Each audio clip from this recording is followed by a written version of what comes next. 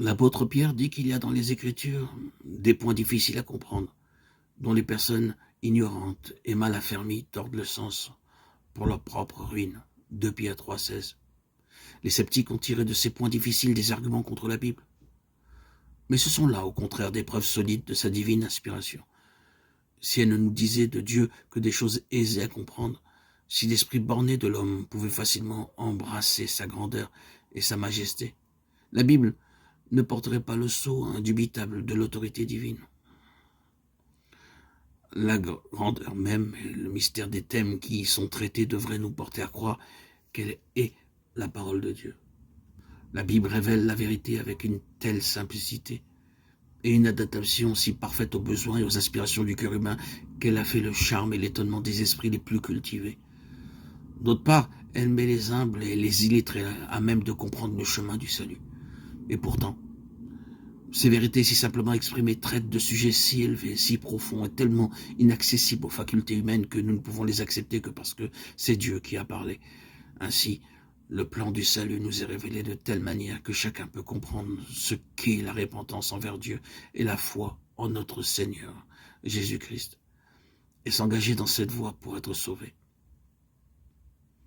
Et cependant, ces vérités si faciles à saisir contiennent des mystères qui nous voilent la gloire de Dieu, mystères qui confondent celui qui cherche sincèrement la vérité, mais lui inspirent la foi et le respect.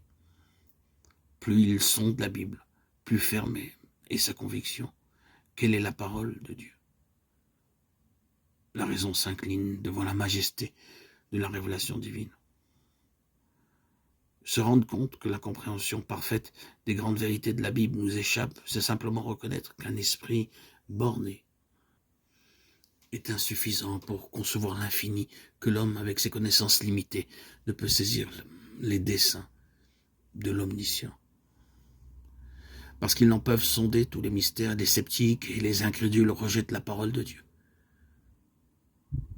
Ceux qui professent croire à la Bible ne sont même pas à l'abri de tout danger à cet égard.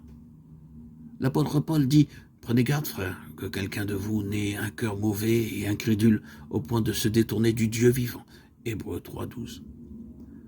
C'est une chose tout à fait légitime que d'étudier attentivement les enseignements de la Bible et de sonder les profondeurs de Dieu en tant qu'elles sont révélées dans l'Écriture. 1 Corinthiens 2,10.